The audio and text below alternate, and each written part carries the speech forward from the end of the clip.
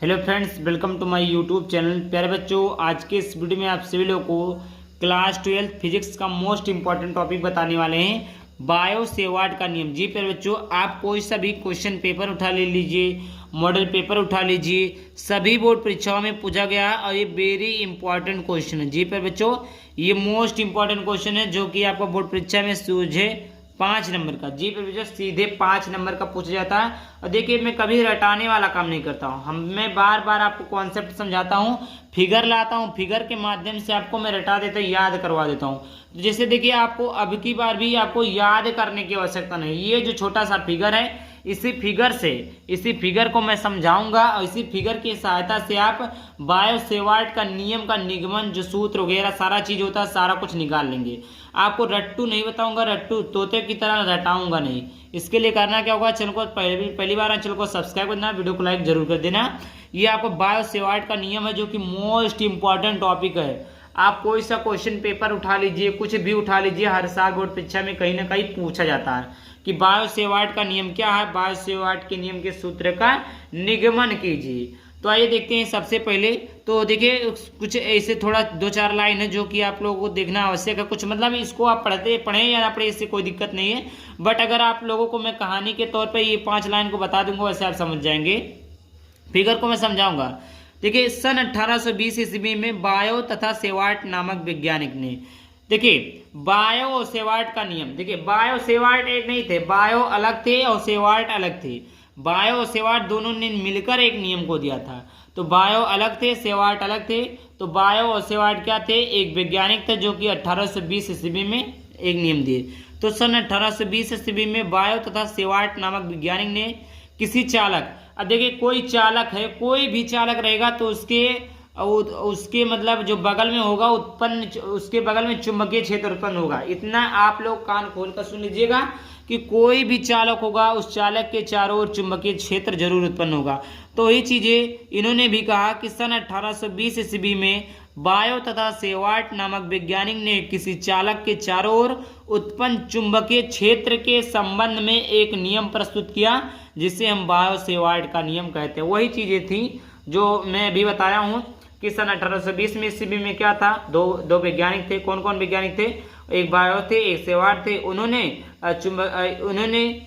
क्या कहा कि किसी चालक के चारों ओर चुंबकीय क्षेत्र उत्पन्न होते हैं। इसी नियम को या इसी क्षेत्र के संबंध में एक नियम प्रस्तुत किया, जिसे हम बायो सेवार्ट का नियम कहते हैं। इतना समझ में आ गया।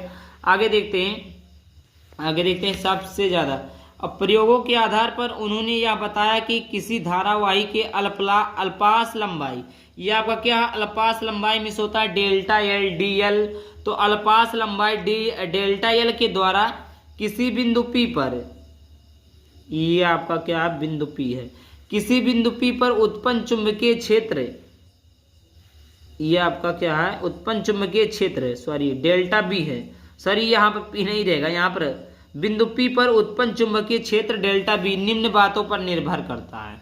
देखिए, प्रयोगों के आधार पर उन्होंने यह बताया कि किसी धारावाही के अल्पास लंबाई, अल्पास में होता न्यूनतम दूरी, तो अल्पास लंबाई डेल्टा एल के द्वारा किसी बिंदु P पर उत्पन्न चुंबकीय क्षेत्र डेल्टा B निम्न बातों पर निर्भर करता है। अब वह कौन कौन सी बात है, यही चीज जानना आपके लिए ज्यादा इंपॉर्टेंट है। समझ में आ गया होगा। आइए देखते हैं एक एक करके देखते हैं। तो सबसे पहले जो है बच्चों, सबसे पहला जो है वह है, यह चालक में प्रवाहित धारा के समानुपाती होता है। देखिए, चुंबकीय क्षेत्र के अनुक्रमण अनुपात हमेशा रहेगा, क्योंकि हमें चुंबकीय क्षेत्र निकालना ही है। तो पहली बात क्या है, निम्न बातों पर निर्भर करता है ना। तो पहली बात क्या है, तो पहली बात है, यह चालक में प्रवाहित धारा के समानुपाती होता है। अब भाई कोई भी क्या रहेगा, वो चुंबकीय क्षेत्र रहेगा। तो चुंबकीय क्षेत्र, तो उसमें धारा तो प्रवाहित होगी, तभी तो आवेश मतलब होगा। तो धारा प्रवाहित होगी, तो जो चुंबकीय क्षेत्र है, ये कोई तार है, ये कोई अल्पास लंबाई का तार है। इस अल्पास लंबाई में अगर हम धारा को प्रवाहित करें, क्या आप करें, धारा को प्रवाहित करें, तो उसी धारा के अनुक्रम अनुपाती हो जाता है। यानी चुंबकीय क्षेत्र डेल्टा बी धारा के क्या होती है, अनुक्रम अनुपाती होता है। ये पहली बात थी जो निर्भर करता है। दूसरा बात क्या है, यह चालक खंड की लंबाई के समानुपाती होता है। अनुक्रमानुपाती या समानुपाती, तो चालक खंड की लंबाई क्या है, डेल्टा एल है, तो चुंबकीय क्षेत्र डेल्टा बी और चालक खंड की लंबाई के समानुपाती होता है। इतना बात कन्फर्म, इतना बात क्लियर हो गया। आगे बात करते तीसरा है यह चालक खंड तथा यह चालक खंड जो है, यह चालक खंड तथा बिंदु P के बीच, यह चालक खंड तथा बिंदु P के बीच बने कोण। चालक खंड ये आपका क्या है, डेल्टा एल है। चालक खंड आपका क्या है, डेल्टा एल है। और बीच बने कोण ज्या, ये आपका क्या है, चुंबकीय क्षेत्र, और ये आपका क्या है, चालक खंड है। तो इनके बीच बने कोण ज्या के क्या होती है, समानुपाती होती है। अब ज्या क्या है, साइन थीटा है, तो डेल्टा बी समानुपाती साइन थीटा। ये आपका समीकरण नंबर 3 हो गया। जितने मतलब कंडीशन बनने, जितने बातों पर निर्भर कर रहे हैं ना, सबका एक एक पॉइंट बनाते चलिए, एक एक समीकरण बनाते चलिए। ये जैसे पहला समीकरण, दूसरा समीकरण, तीसरा समीकरण, इस प्रकार हो गया। चौथा बात क्या है, यह चालक के बिंदु P के बीच की दूरी के व्युत्क्रमानुपाती होता है।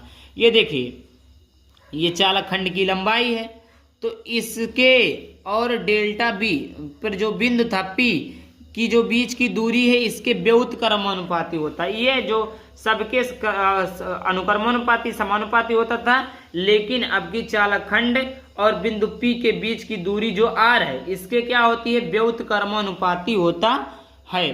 तो यहाँ से देखिए टोटल मेरे कितने समीकरण बने, 4 समीकरण बने। कितने समीकरण बने बच्चों, 4 समीकरण बने। तो देखिएगा, चारों समीकरण को जोड़ने पर, चारों समीकरण को जोड़ने पर, चारों समीकरण को अगर जोड़ दें तो 4 समीकरण क्या है बच्चों, डेल्टा बी अनुक्रमानुपाती या समानुपाती आई था, दूसरी चीज़ें क्या थी, डेल्टा एल थी, तीसरी चीज़ें साइन थीटा थी, और अपान में क्या हो गया, आर स्क्वायर। डेल्टा बी अनुक्रमानुपाती का सिंबल हटाएंगे पर बच्चों, तो आएगा म्यू नॉट अपान 4 पाई, ये आएगा म्यू नॉट अपान 4 पाई। अब इधर क्या बचा फिर बच्चों, इधर बचा आपका I into delta L into sine theta upon में आर स्क्वायर, ये आपका हो गया। इतनी बात क्लियर हो गई। जहाँ पर हम जानते हैं, जहाँ पर क्या जानते हैं बच्चों, जहाँ जानते हैं कि म्यू नॉट अपान 4 पाई बराबर होता है 10⁻⁻7 न्यूटन प्रति एम्पियर स्क्वायर, ये चीज़ें होती है। म्यू नॉट अपान 4 पाई का जो मान होता है 10⁻⁷ न्यूटन प्रति एम्पियर होता है। मात्रक की बात की जाए पे बच्चों, मात्रक, इसका जो मात्रक होता है वो होता है न्यूटन प्रति एम्पियर मीटर स्क्वायर, यहाँ पर लिखा ही है। और बीमा हो जाएगी इसकी, बीमा हो जाएगा mLA पे पावर -2 T पे पावर -2। समझ में आ गया, ये इसकी बीमा हो गई, इसका मात्रक हो गया, इसका मान हो गया, और ये आपका क्या हो गया, बायो-सेवार्ट नियम हो गया बच्चों। ठीक, आई होप वीडियो पसंद है, वीडियो को लाइक कर दिया, चैनल को सब्सक्राइब कर देना। चलिए मिलते हैं किसी ने वीडियो टॉपिक के साथ, अब चलिए बाय बाय, थैंक यू, जय हिंद, जय भारत, धन्यवाद।